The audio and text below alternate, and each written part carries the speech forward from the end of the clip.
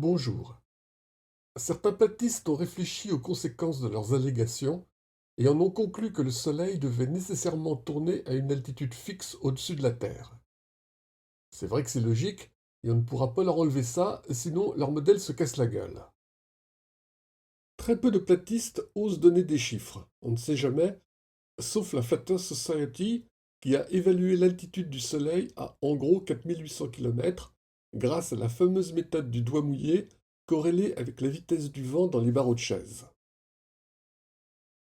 Nous allons donc nous fier aux données de cette prestigieuse institution pour étudier en toute connaissance de cause ce que nous apprend le Soleil sur ce qu'il faut penser de leur hypothèse, avec 5 observations, toutes indépendantes les unes des autres, à la portée de tout un chacun, et qui suffisent à remettre les idées platistes à leur juste place, un tissu de une illusion.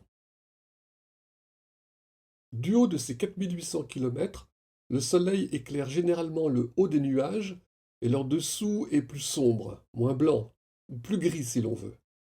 Mais parfois, à la tombée de la nuit, on peut observer l'inverse, les nuages éclairés par en dessous, avec en plus une jolie teinte rosée. Et à l'occasion du passage de la comète Neowise, j'ai même eu la chance de photographier des nuages noctulescents. Vous savez, ces nuages qui se forment à très haute altitude, on parle de 85 km, et qu'on voit parfois en plein nord la nuit, ici à 4h30, 1h30 avant le lever du soleil, qui les éclaire quand même par en dessous. D'autres fois, avec un peu de chance et pas mal de patience, on peut apercevoir un avion encore éclairé haut dans le ciel, alors que le soleil est déjà couché. Comment le soleil fait-il pour éclairer quelque chose juste au-dessus de nos têtes, alors que nous sommes déjà dans le noir? La seule hypothèse platiste valable serait que les avions volent à plus de 4800 km d'altitude et que les nuages se forment à peu près au même endroit. Va-t-on savoir? Mais ça fait quand même très haut, non? Et que dire de cette superbe vidéo où l'on voit l'Everest caché peu à peu par l'ombre des montagnes environnantes? Le lien vers la vidéo originelle est dans la description. C'est quand même curieux, non? Comment l'ombre de montagnes par nature moins élevées pourrait se projeter sur le plus haut sommet du monde? Réfléchissez 2 secondes. Un sommet de 8842 mètres, masqué par une ombre qu'on devrait à une loupiote à 4800 km de hauteur, un rapport de 1 à 543. Un peu comme si l'ombre d'un mur de 75 à 80 cm, provoqué par un spot installé au loin à 543 mètres de hauteur, se projetait sur une pyramide de 90 cm juste à côté. Et tout ça serait parfaitement cohérent.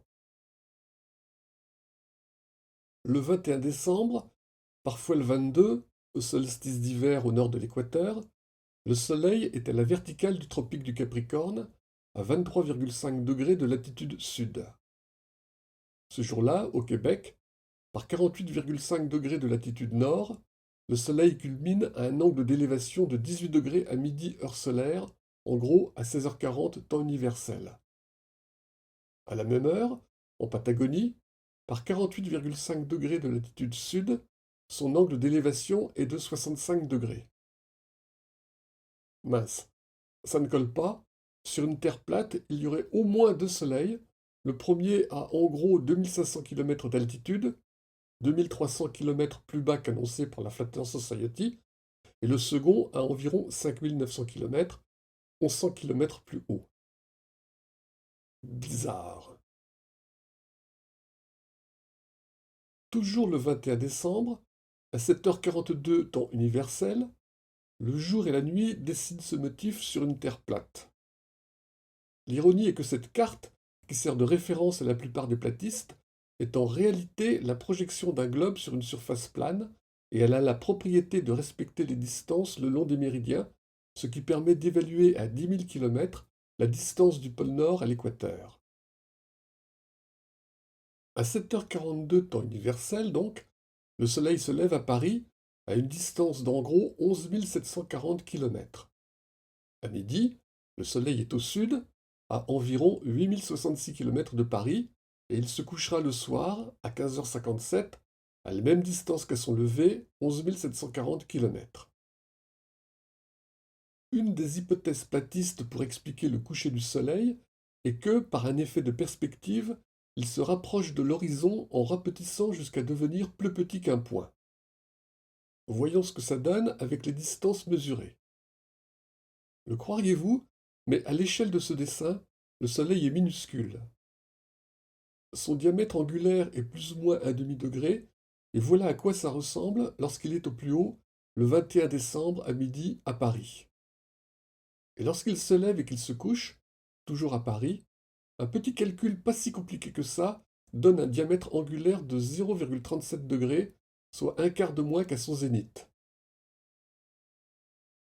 Et voilà ce que ça donne sur un panorama de Paris vu du Sacré-Cœur. La taille des soleils est un peu exagérée, mais proportionnelle au calcul, et leur position est approximative, mais proche de ce que l'on peut observer en réalité. C'est troublant, non? C'est ça qui provoquerait le jour et la nuit. Et où est le miraculeux effet de perspective? Eh oui, en ramenant l'altitude du Soleil, 4800 km, à la hauteur de la tour Eiffel, 324 mètres, les 11 740 km séparant Paris du Soleil au moment où il se couche sont réduits à 792 mètres, environ 30 mètres de moins que la distance séparant le pied de la tour du bout du champ de Mars d'où a été prise cette photo. Et curieusement, le haut de l'antenne n'est pas vraiment au niveau du sol.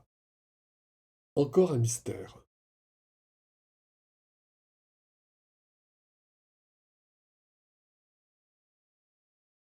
Bon, imaginons que la Terre soit plate, même si sa géographie ne pourra jamais ressembler à celle utilisée par les platistes.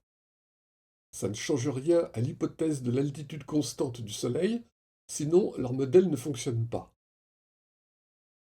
Du coup, un rayon de soleil qui filtre à travers une fente dans le mur d'une grange pour se projeter un peu plus loin devrait obligatoirement provoquer une tache lumineuse se déplaçant horizontalement. Capiche? Ça n'est pas de la science, juste du bon sens. Sauf que, bah non, ça ne marche pas comme ça. La tache lumineuse descend. Déconcertant, non? Ou alors c'est le maçon qui a construit son mur de travers. Pour finir, je vous présente l'instrument astronomique le plus sophistiqué du monde. On l'appelle un gnomon, mais c'est uniquement pour se la péter, en fait, c'est juste un bout de bois planté dans le sol. Mais on peut déjà faire pas mal de choses avec, des choses vraiment extraordinaires. Par exemple, voici le trajet qu'a parcouru l'ombre du bout d'un piquet le 24 mars 2020, 3 jours après l'équinoxe. J'aurais aimé faire ce timelapse le jour de l'équinoxe, mais on n'a pas vu le soleil ce jour-là. Ni le lendemain d'ailleurs. La première image a été prise à 8h45 et la dernière à 15h30 en temps universel. Les pierres vertes ont été placées en gros toutes les demi-heures. Et que voit-on à 15h30? La ligne est presque droite. Surprenant, non? Pas convaincu? Regardez donc la vidéo de Joe Slace qui a utilisé un autre de mes timelapses pour illustrer le trajet de l'ombre d'un gnomon. Il y est démontré que sur une Terre plate, l'ombre doit être un arc de cercle, plus précisément de 101,25 degrés pour la durée de ce timelapse, alors qu'en réalité, on commence à reconnaître une hyperbole comme attendue 3 jours après l'équinoxe. Il n'y aurait pas comme une contradiction?